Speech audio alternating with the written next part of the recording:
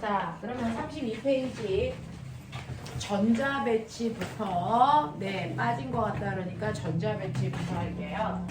실제로 원자의 실제 구조를 보자라는 거예요. 원자의 구조. 나중에 고등학교 2학년 때 여러분들 화학 선택하실 거잖아요. 그러면 원자의 구조를 그때 가면 엄청나게 자세히 들을 수 있고요. 지금은 대략적인 것만 듣자. 자, 이렇게 어떤 원자가 있어요. 예를 들면 나트륨이 있죠. 나트륨의 원자 번호가 11번이라는 거. 나트륨의 원자 속에 원자 핵이 있는데 이 안에 플러스 전기를 띠고 있는 양성자가 있다 그랬죠. 그 양성자가 몇 개 있다는 뜻이에요? 11개가 들어있다는 뜻이에요. 그럼에도 불구하고 나트륨은 원자입니다. 자, 원자라는 아이는 무조건 무슨 상태여야 된다? 정기적으로 중성이어야 된다. 이 뜻이잖아요. 그러니까 양성자가 11개가 있음에도 불구하고 중성이 되려면 바깥쪽에 마이너스 전기를 띠고 있는 전자라는 아이가 있어야 된다는 얘기죠. 몇 개 있어야 됩니까? 11개가 있어야 정확하게 중성이 되겠죠. 이렇게 원자들의 원자 번호는 양성자의 개수를 얘기하는 거예요. 그래서 양성자 수를 우리는 원자 번호로 놨기 때문에 그 번호만큼 전자가 들어있어야 중성인 원자 상태가 됩니다. 됐어? 근데 이러한 전자가 원자의 바깥쪽에 아무렇게나 있는 게 아니고 전자가 있을 수 있는 여러 겹의 뭐가 있어요? 전자 껍질이 마치 양파처럼 들어있어요. 양파처럼 여러 겹의 전자 껍질이 있어. 그 껍질 위에만 전자가 존재할 수 있어요. 그러면 원자의 바깥쪽에 전자가 있을 수 있는 전자 껍질이 몇 겹 있을까요? 몇 겹 있을까요? 이게 무한대에 있어요. 무한겹이 있어요. 그래서 무한겹의 전자 껍질이 있는데 그 전자 껍질들 중에서도 몇 번째 껍질이라는 걸 알려주기 위해서 안쪽부터 전자 껍질 번호를 붙입니다. 얘는 첫 번째 전자 껍질, 그래서 넘버 1. 얘는 두 번째 전자 껍질, 세 번째 전자 껍질, 네 번째 전자 껍질, 그래서 무한 번째 전자 껍질까지 존재합니다. 그 전자 껍질에 실제로 전자가 들어가는데 전자는 어느 껍질부터 채우려고 합니까? 안쪽 껍질부터 채우려고 합니다. 안쪽 껍질부터 채우는데 안쪽 공간은 좁아서요. 마이너스 전기를 띠고 있는 전자들도 서로를 밀어내는 절로 가 이 새끼야 너네처럼. 그래서 서로 밀어내려면 뭐가 작용하니? 청력이 작용하기 때문에 좁은 공간 안에 전자가 많이 들어갈 수가 없어서 한계가 있단 말이죠. 그 중에서 가장 좁은 공간인 첫 번째 전자 껍질에는 전자가 몇 개 들어가면 꽉 찬다? 2개 들어가면 꽉 차고요. 그걸 뺀 나머지 공간에는 전자를 8개까지 채우려는 습성을 가지고 있어요. 그 중에서 전자들은 무조건 가장 안정적인 상태, 그 상태가 에너지가 많은 상태, 적은 상태? 에너지가 적은 상태로 전자를 채우는 걸 좋아합니다. 그게 안정적이에요. 여기서 말하는 에너지는 흥분 에너지예요. 그래서 아까 너네가 쉬는 시간처럼 막 흥분을 하고 수업하려고 그러면 집중이 갑자기 안 되잖아요. 그러니까 전자들도 흥분하지 않은 안전한 상태로 전자를 채우려고 하잖아요. 그래서 가장 안쪽 껍질부터 전자들은 차분히 채워서 올라오는 특성이 있어요. 자, 그렇다면 나트륨의 전자 11개를 은호야 채워볼 건데요. 첫 번째 양성자가 11개 있는 원자핵이 있고 첫 번째 껍질에 전자를 채우려고 해요. 그게 안정적이니까 가장 안쪽 껍질부터 채우려고 합니다. 자, 근데 첫 번째 껍질은 공간이 좁으니까 전자 2개 들어가면 꽉 차죠. 그러면 이제 어쩔 수 없으니까 두 번째 껍질에 전자를 채웁니다. 몇 개까지 채울 수 있어요? 8개까지 채울 수 있죠. 그리고 나면 세 번째 껍질에 전자를 채워야지 11개를 마무리할 수 있죠. 몇 개 채울까요? 하나 채웁니다. 이런 식으로 해서 전자들이 안쪽 껍질부터 순차적으로 차분히 채워서 나오면서 전자를 채워가요. 그래서 나트륨은 세 번째 껍질까지 전자를 채우고 그 마지막 껍질에 전자가 하나 있어서 그래서 마지막 껍질에 전자가 몇 개 있느냐가 가족 번호잖아요. 그래서 전자를 하나 가지고 있으니까 얘는 1족 원소고요. 그래서 주기율표의 세로의 첫 번째 줄에 써지는 1족 원소의 가족이 될 거고요. 그리고 전자가 세 번째 껍질까지 채워져 있으니까 첫 번째 줄, 두 번째 줄, 세 번째 줄에 나트륨이 이렇게 써진 거예요. 그래서 주기율표의 가로줄은 전자를 채운 전자 껍질 수를 얘기하기 때문에 나트륨은 세 번째 줄에 이렇게 써지는 3주기 원소다 이렇게 배웠어요. 그래서 이 주기라는 게 전자를 채운 전자 껍질 수를 얘기한다. 됐죠? 이렇게 해서 주기율표에 원자들이 배치되어 있는 겁니다. 됐어? 자, 그렇다면 안쪽 껍질에 있는 전자는 에너지가 조금밖에 없네요. 네. 자, 그런가 하면 세 번째 껍질은 에너지가 크네요. 그러면 전자가 다른 껍질로 혹시 이사 갈 수는 있나요? 있어요. 전자는 얼마든지 자기가 원하는 껍질로 이동이 가능하는데 전자가 이사 가요. 이거를 전자의 무슨 현상? 전이 현상이라고 해요. 그래서 아래 껍질에 있던 전자가 윗 껍질로 올라갈 수도 있고 윗 껍질로 올라갈 때 한 번에 한 칸만 올라가는 게 아니고 한 번에 여러 칸을 한꺼번에 올라갈 수도 있어요. 또 거꾸로 윗 껍질에 있던 전자들이 아래 껍질로 내려오는 것도 가능한데 조건이 있어요. 엄마가 이사 갈 때는 우리 집 팔고 다른 집을 이사 갈 때 우리 집은 100만 원인데 다른 집은 1000만 원이에요. 그럼 그냥 이사 가요? 아니죠. 어떻게 합니까? 차이만큼에 해당되는 900만 원을 떼서 얻어서 가시는 거잖아요.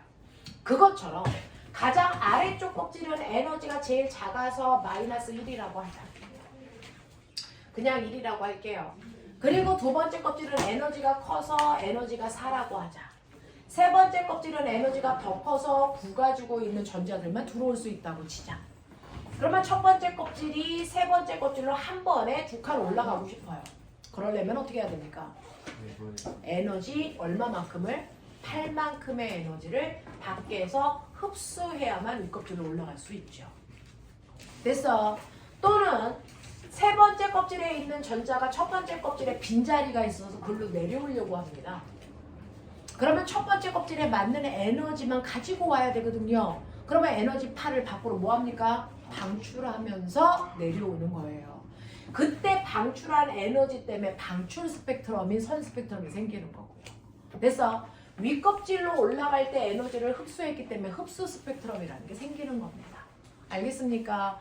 이런 식으로 전자들이 이동하기 위해서 선 스펙트럼이라는 게 생긴다. 알겠죠? 이렇게 된다는 걸 설명하는 거고요. 그래서 첫 번째 껍질은 가장 바깥쪽 껍질의 전자를 수소든 리튬이든 나트륨이든 칼륨이든 그래서 얘네들은 무조건 자기의 가장 바깥쪽 껍질의 전자를 한 개 가지고 있는 아이들이라 가족 번호가 1조 원소예요. 그거보다 한 칸 더 간 베릴륨, 마그네슘, 칼슘 같은 경우에는 가장 바깥쪽 껍질의 전자를 2개 가지고 있기 때문에 가족 번호가 2족인 거고요. 자, 그리고 나서 그 다음에 해당되는 금소나 알루미늄 같은 아이들은 가장 바깥쪽 껍질에 전자가 3개 있는데 가족 번호는 3이 아니고 뭡니까? 13족이 되는 거예요. 그래서 가족 번호의 일자리 숫자가 가장 바깥쪽 껍질에 있는 전자수가 된다. 그 다음에 있는 탄소와 규소 같은 애들은 가장 바깥쪽 껍질에 전자를 4개 가지고 있기 때문에 14족 원소고요. 15족 원소는 가장 바깥쪽 kop질에 전자 5개를 가지고 있고요. 16족 원소는 전자를 가장 바깥쪽 껍질에 6개를 가지고 있어서 16족 원소가 된 거고요. 17족 원소는 7개를 가지고 있고요. 18족 원소는 8개인 가장 바깥쪽 껍질에 전자를 꽉 채운 아이들이에요. 그러면 가장 바깥쪽 껍질에 전자를 꽉 채우면 어떤 일이 발생하는데? 나 완벽해가 되는 거야. 됐어? 그래서 아이돌계의 BTS가 되는 거죠. 그래서 완벽하니까 친구가 따로 필요하니 안 하니? 안 해요.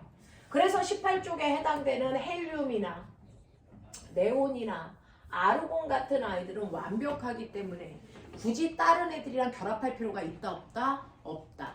그래서 원자 자체가 독립돼서 완벽한 물질이 되기 때문에 다른 애들이랑 활발히 반응하려는 성질을 가지고 있지 않은 기체들이다. 그래서 얘네들을 비활성 기체라고 한다고요. 그러면 거꾸로 얘기해 볼까요? 18쪽을 뺀 나머지는 불안정하죠. 아직 꽉 채우지 못했잖아요. 그래서 얘네들은 바깥쪽 껍질을 BTS와 똑같은 18쪽처럼 꽉 채우기 위해서 다른 애들이랑 뭐 해야 된다? 굳이 결합한다. 그 결합하는 걸 우리가 반응하는 성질이 있어요. 그걸 활성이 있다라고 해요. 그래서 18쪽을 뺀 나머지 아이들은 활성인 물질들이에요. 그래서 무조건 결합해야 됩니다. 됐어? 그래서 무조건 결합해서 바깥쪽 껍질의 전자를 꽉 채우려고 합니다. 됐어? 그러면 얘네들이 바깥쪽 껍질을 꽉 채우기 위해서는 어떤 결합을 해야 되는데? 라고 하는 거예요. 자, 이런 식으로 가장 바깥쪽 껍질의 전자를 꽉 채우기 위한 결합을 우리는 원자 결합이라고 하고, 그 원자 결합을 하는 목적은 가장 바깥쪽 껍질의 전자를 꽉 채우기 위해서인데, 그걸 우리는 옥텟 규칙을 만족하기 위해서다, 이렇게 얘기합니다. 옥텟이 옛날 로마로 8이라는 숫자예요. 그래서 8개의 친구를 꽉 채우기 위해서 결합합니다, 이 뜻이에요. 됐어? 그러면 8개의 전자를 꽉 채우기 위해서 얘는 바깥쪽 껍질에 있는 전자들을 서로 주고받으면서 결합을 하는 거예요. 그 주고받으면서 결합할 수 있는 전자의 개수를 그 유명한 원자가 전자수라고 하는 거예요. 그러니까 나트륨 같은 경우에는 가장 바깥쪽 껍질에 전자가 하나 있으니까 하나를 사용해서 다른 물질과 결합합니다. 자, 그 다음에 2족 원소들은 2개를, 13족 원소들은 3개를, 4개를, 5개를, 6개를, 7개를 사용해서 완벽해지려고 결합하는 거고요. 18쪽은 이미 완벽하기 때문에 전자를 사용하지 않아서 얘는 원자과 전자수가 0이 되는 거예요. 됐어? 이런 식으로 우리가 원자과 전자수를 외운 거예요. 그래서 같은 조끼리 화학적 성질이 같다. 왜요? 다른 애들이랑 결합할 때 사용하는 전자수가 같기 때문에. 됐습니까? 그래서 같은 조끼리 화학적 성질이 비슷한 이유가 뭡니까? 원자과 전자수가 같아서요. 라고 얘기하시는 거예요. 알겠죠?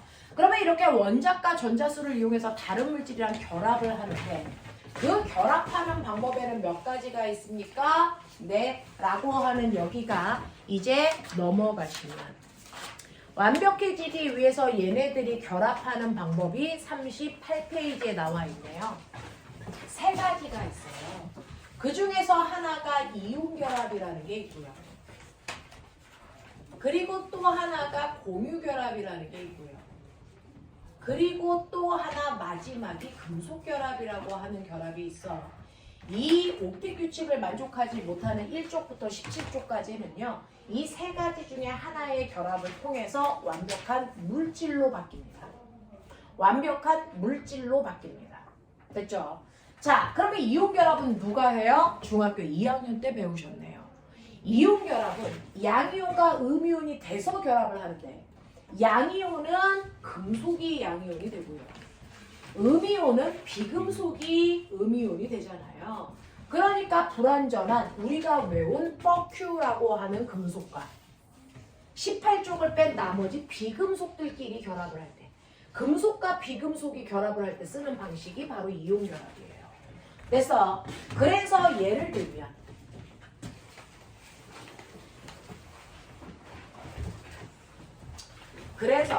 예쁘게 예를 들면 금속 중에서 우리가 보편적으로 제일 잘하는 아이가 바로 나트륨입니다. 나트륨이라는 아이가 비금속의 대표적인 누구와 결합한다고 칠까요? 염소와 결합한다고 칠까요? 됐어? 그러면 결합을 하기 위해서 나는 바깥쪽 껍질을 꽉 채워야 되는데, 나트륨은 가장 바깥쪽 껍질에 전자가 하나밖에 없으니까 나머지 7개를 가지고 와서 8개를 채우느니 하나를 버리는 게 빠르거든요. 그래서 나트륨은 전자. 자, 다시 말해서 금속들은 가장 바깥쪽 껍질에 전자가 조금밖에 없어서 그걸 버려서 완벽하려고 합니다. 대신에 비금속들은 가장 바깥쪽 껍질에 전자가 많아서 한두 개만 더 얻으면 완벽하니까 얻으려는 성질을 가지고 있어요. 그러니까 둘이 결합할 때 어떻게 합니까? 금속이 가지고 있는 전자가 비금속 쪽으로 일방적으로 전자를 줘버려요. 나트륨 같은 경우에는요, 양성자가 11개 있어서 첫 번째 껍질에 전자가 2개 있고, 두 번째에 8개 있고, 세 번째에 하나 있으니 요걸 아예 버려버린다고요. 그러면 세 번째 껍질이 없어지면서 완벽한 옥텟 규칙을 만족한 아이가 되잖아요. 됐어? 그래서 1쪽에 있는 모든 아이들이 수소나 리튬이나 나트륨이나 칼륨이나 얘네 똑같이 전자 하나를 버려서 일가 양이온 되는 속성을 가지고 있어요.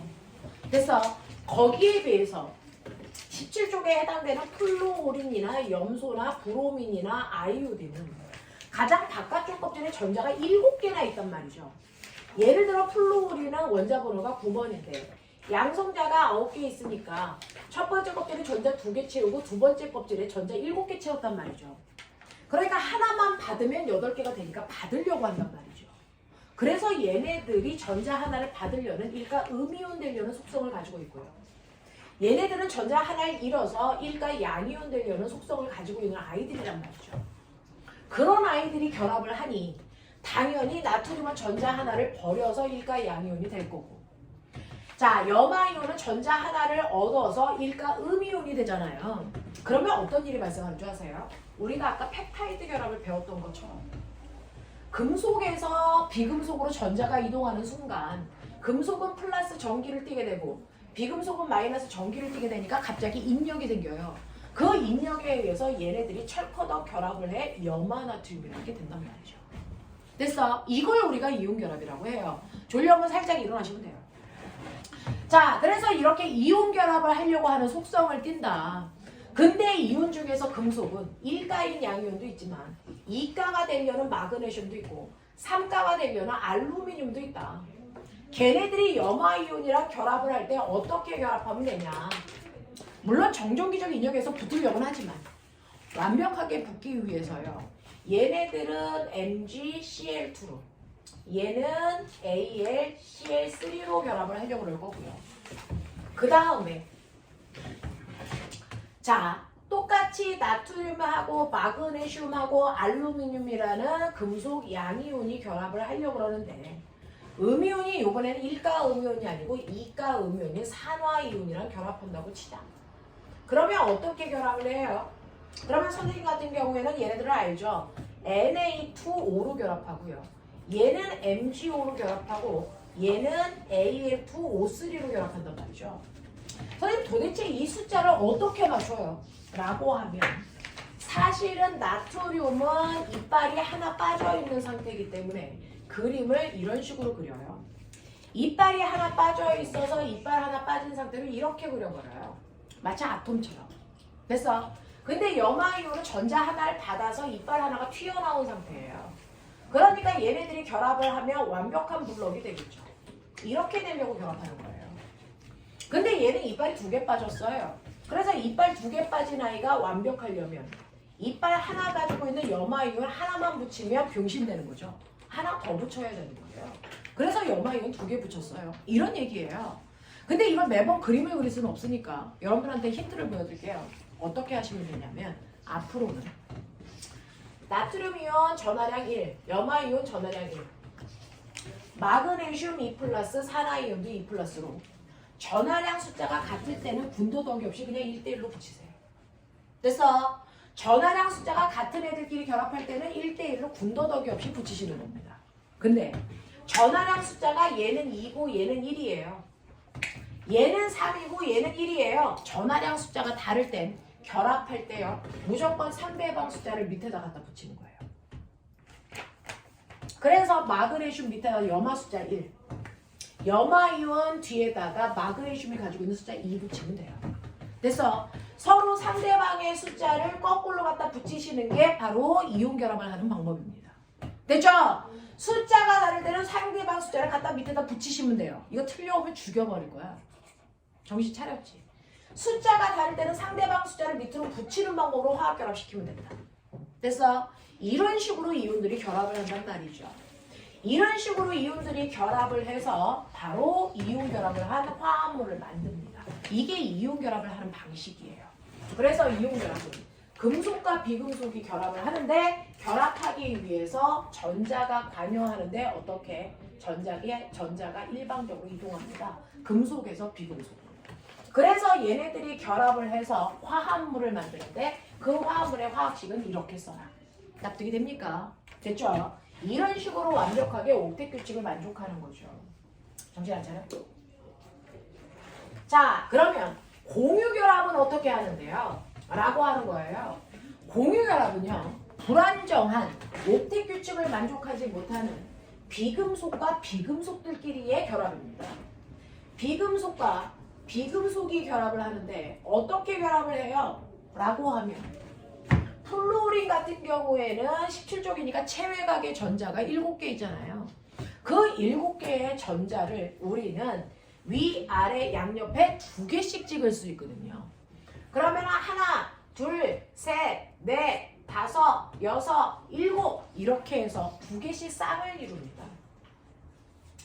근데 모두 다 2개씩 쌍을 이뤄서 8개를 만들어야 되는데 얘는 짝꿍이 없잖아요. 얘 때문에 불안정한 거예요. 그 불안정한 또 다른 플로린하고 결합을 하는데 또 다른 노란색 플로린이 있다고 쳐요. 그 노란색 플로린도 플로린이기 때문에 7개의 전자를 가지고 있겠죠. 그러면 얘네들은 짝꿍을 만들었지만 얘가 짝꿍이 없어서 이 노란색 플로린이 불완전했으니까 노란색 플로린과 하얀색 플로린이 만나서 우리 짝꿍 없는 전자끼리 결합하자. 그래서 서로를 같이 전자 하나씩을 내놓고 전자를 공유합니다. 그러면 하얀색 플로린 입장에서는 공유한 이만큼이 내 전자가 되는 거예요. 그러면 전자수가 몇 개로 바뀌어요? 7개였던 게 8개가 되죠. 그러면 완벽한 옥텟 규칙을 만족해요. 노란색 전자의 입장에서도 노란색 플로린의 입장에서도 이렇게 결합을 합니다. 그러면 8개가 완벽하죠. 됐어요? 이런 식으로 자기 전자 하나와 상대방 전자 하나를 같이 공유하면서 결합을 하기 때문에 전자를 주고받지는 않습니다. 그래서 전자를 주고받지는 않고 전자를 서로 공유하면서 결합한다? 이걸 공유결합이라고 하는데 이렇게 비금속과 비금속은 반드시 전자들을 공유하면서 결합을 합니다. 그중 우리가 알고 있는 수소기체는 수소 2개가 서로 전자 하나씩을 공유하면서 결합하는 이런 결합으로 만들어진 수소기체예요. 근데 산소기체는 체외곽의 전자가 6개가 있어서 하나, 둘, 셋, 넷, 다섯, 여섯 이 중에 짝꿍 없는 애가 2개라는 거죠. 그 짝꿍 없는 2개가 옆에 있는 또 다른 산소와 하나, 둘, 셋, 넷, 다섯, 6개를 가지고 있는 애가 결합을 할 때 짝꿍 없는 애들끼리 손잡으려니까 2번 잡아야 되죠.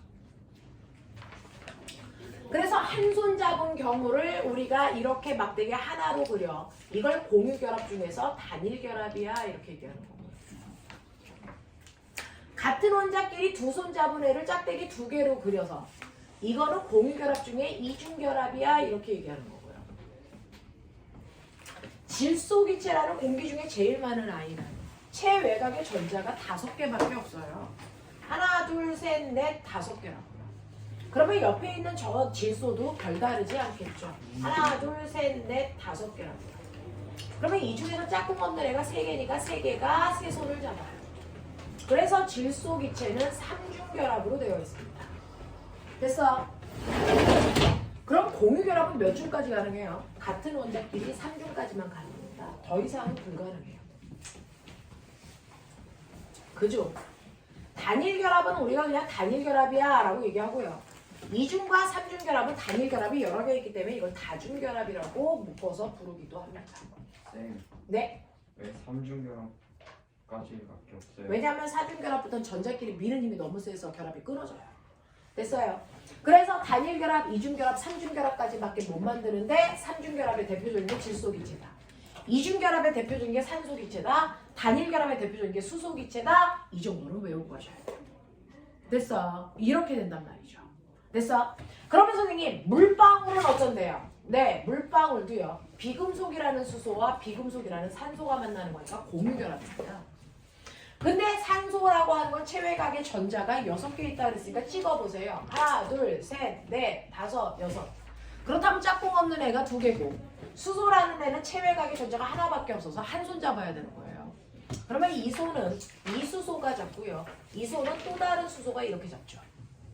그래서 완벽해지려고 수소가 2개 필요했던 거예요. 그래서 수소 2개가 산소 하나와 각각 손을 잡는 거라서 얘를 우리가 그릴 때요. 어떻게 그리냐면 산소에서 수소 2개가 이렇게 결합되어 있는 이 구조로 그리게 물방울 하나란 말이에요.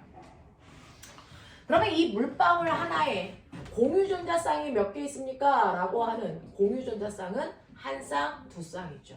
2쌍 있어요? 또는 2개 있어요. 이렇게 얘기하시면 돼요. 됐어? 근데 그 중에서 산소가 가지고 있는 공유전자쌍이 몇 쌍입니까? 라고 물어봐요. 산소가 가지고 있는 건 산소에서 나온 손을 세면 되죠? 2개예요.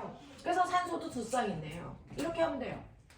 그러면 수소가 가지고 있는 공유전자쌍은 몇 쌍입니까? 그러면 수소에서 나온 손을 봐야 되는데 수소 원자 하나를 보는 거예요. 그러면 수소 원자 하나에서는 공유결합을 몇 번 했어요? 한 번 했죠? 한 쌍 있네요. 이렇게 얘기하시는 거예요. 납득합니까? 이렇게 되는 거예요. 그럼 선생님 여기에도 이중결합 있어요? 아니죠. 이중결합은 같은 원자끼리 2손을 잡아야 되는데 다른 원자끼리 한 손씩 잡은 거잖아요. 그러니까 얘는 단일결합이 2개 있는 거지 이중결합이 있다 이렇게 얘기하시면 안 돼요. 납득이 됩니까? 이렇게 보는 거예요. 자, 이런 식으로 돼서 물방울로 되어 있대. 이 물방울 한 방울과 한 방울이 이런 식으로 되어 있어. 완벽하게 한 방울 한 방울이 독립되어 있는 구조를 띱니다. 이렇게 완벽하게 하나의 입자와 하나의 입자가 독립된 구조를 띠고 있는 구조를 우리는 분자라고 표현합니다. 그러니까 너 분자니? 라고 물어보면 공유결합을 한 애는 이렇게 독립된 구조로 분자들이 떠다니고 있기 때문에 이렇게 분자가 독립되어서 그래서 가라는 분자와 나라는 분자가 독립된 구조를 띠고 있기 때문에 분자라고 부르는 게 맞아요. 그러니까 공유결합을 하는 애들을 나타내는 식인 H2, O2, N2, H2O 이런 것들은 분자를 나타내는 얘네들은 분자식이란 말이죠. 근데 이온결합한 애는 분자입니까? 이게 100% 아니라는 거예요. 왜요? 이온결합한 애들은요. 이렇게 물속에요. 나트륨 양이온이 100개쯤 들어있어요. 염화 음이온이 100개쯤 들어있는데 얘네들 왜 붙어요? 물이 됐어. 이온을 뜯어내려는 능력, 수화 능력이라는 게 있어요. 그래서 이온들이 들어오면 다다다닥 다 뜯어버려요. 그래서 네, 얘가 샘쟁이라서 누군가가 커플로 붙어 다니는 거 싫어. 다 뜯어버려요. 근데 여기서 물을 빼버리면 어떻게 해요? 물이 뜯어내는 힘이 없어지죠. 그러면 얘네들이 드르륵 달라붙는다고요. 그러면 이게 달라붙으면 염화나트륨이 몇 개가 될까요? 염화나트륨 몇 덩어리 될까요? 몇 덩어리? 한 덩어리 됩니다. 정신차려. 중2 때 배웠어요. 왜요? 나트륨이라는 양이온이요. 자기 주변에 마이너스를 다 붙이려고 합니다.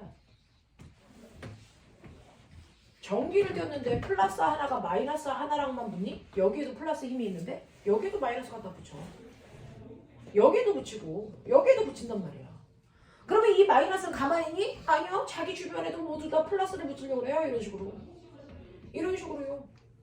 그 플러스는 가만히 있니? 아니요. 여기다 마이너스를 붙이려고 그러죠. 됐어? 이런 식으로 서로 반대의 아이들을 무한대로 계속 붙이려고 한단 말이죠.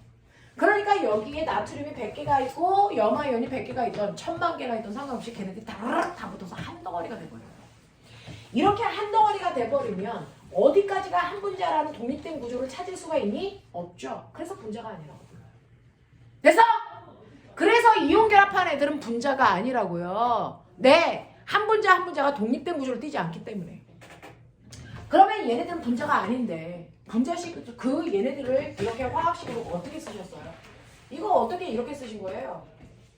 네, 그거는요.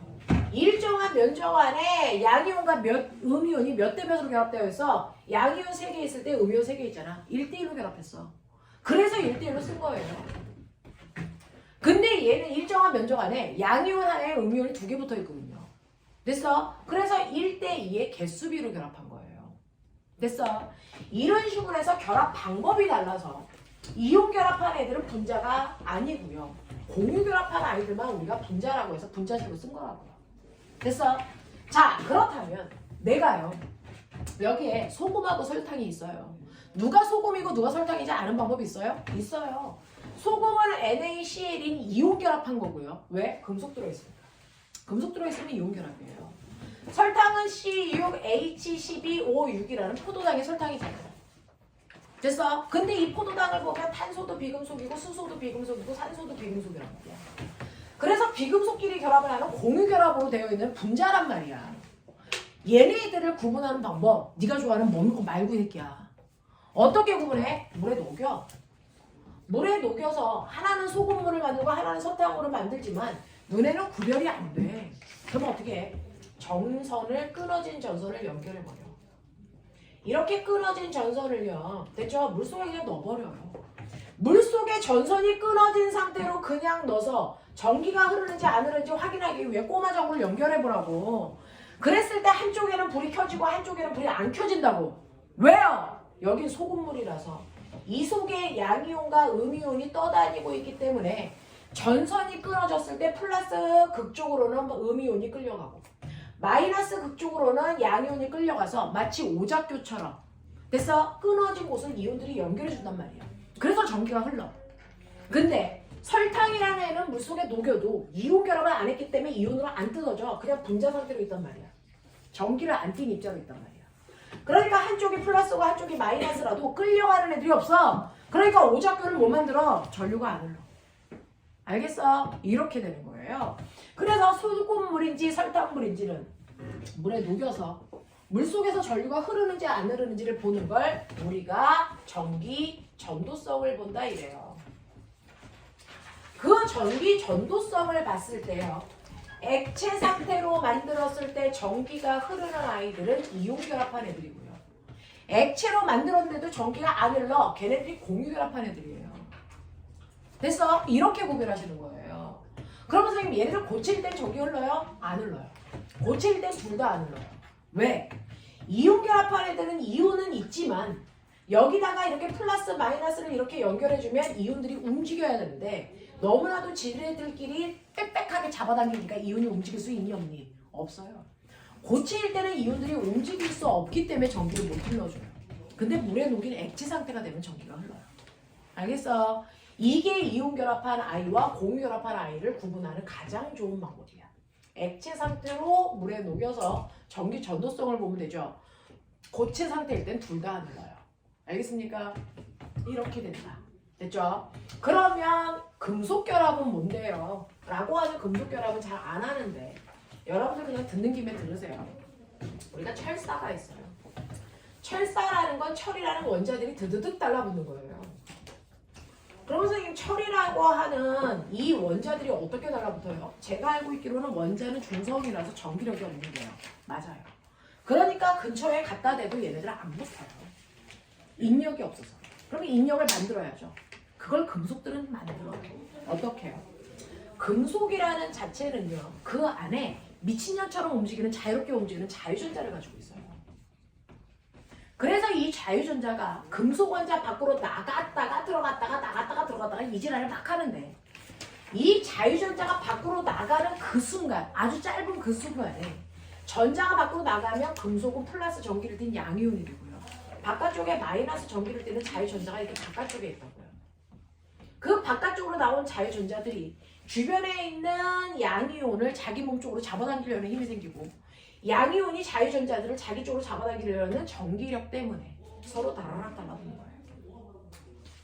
됐어? 네. 자유전자가 나가면서 전기를 띠기 때문에 그 안에 인력이 생긴다. 그래서 다라락 달라붙는다. 이게 금속결합이다.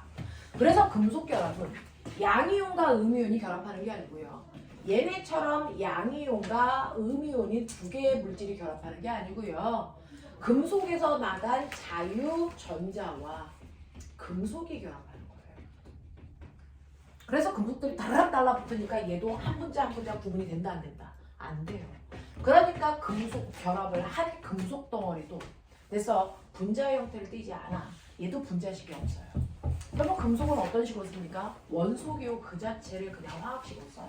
철, 나트륨, 칼슘, 칼륨 그냥 원소기호를 화학식으로 씁니다. 알겠어? 이렇게 되면서 이러한 금속들은 고체일 때도 자유전자가 있고 물에 녹이는 액체 상태일 때도 자유전자가 있기 때문에 고체일 때도 액체일 때도 전기가 흘러요. 그래서 이런 특징을 가지고 있다. 이 표 하나를 머릿속에 넣어라. 이 표 하나를 완벽하게 여러분들 머릿속에 넣으셔야 됩니다. 되겠어요? 이렇게 됩니다. 그러면서 참고로 저 하나만 물어볼게요. 그러면 나트륨 양이온하고요. 염화 음이온은 옥텟 규칙을 만족하기 위해서 이온이 됐다 그랬죠. 그중 누가 된 거예요? 18쪽에 누구 처음 변한 거예요? 이거죠. 나트륨이라는 아이는 원자 번호가 11번이니까 양성자가 11개 있고 전자가 11개였었는데 전자 하나를 버린 거잖아요. 전자 하나를 버리면 전자 수가 10개밖에 없어요. 그래서 완벽해진 건데. 그러면 18쪽에서 전자 10개 가지고 있는데 빨리 챙겨보세요. 누굽니까? 네온. 그래서 얘는 네온과 같은 전자 배치를 가는 거예요. 그래서 염소는요. 원자 번호가 17번이에요. 그러니까 양성자가 17개 있어서 전자도 17개 있었는데 전자 하나를 더 받아서 18개가 된 거예요. 그럼 얘는 누구와 같은 전자 배치를 가진 거예요? 아로. 그래서 얘는 아르곤과 같은 전자 배치를, 얘는 네온과 같은 전자 배치를 가져서 각각 완벽해진 거예요. 알겠어? 이런 식으로 되려고 결합하는 거다라고 하는 오늘은 여기까지밖에 진도를 못 나갔습니다. 됐죠? 그래서 생물까지 문제 풀어가지고 각각 오시면 되고요. 저는 두 번째 프린트를 만들었는데 하나도 못 나눠드렸네요. 다음 주까지요. 됐죠? 첫 번째 프린트 완성하시고 자의에서 오늘 배운 데까지 문제 풀어오시는 게 숙제입니다. 접수하셨어요? 네. 적어도 프린트 4개는 받으셔야 어디 가서 과학 점수 이렇게 받았어요 라는 얘기를 할 수 있는데 이제 하나의 프린트를 겨우 풀고 있고요. 시험은 2주 앞으로 다가왔고요. 공부 제대로 하세요.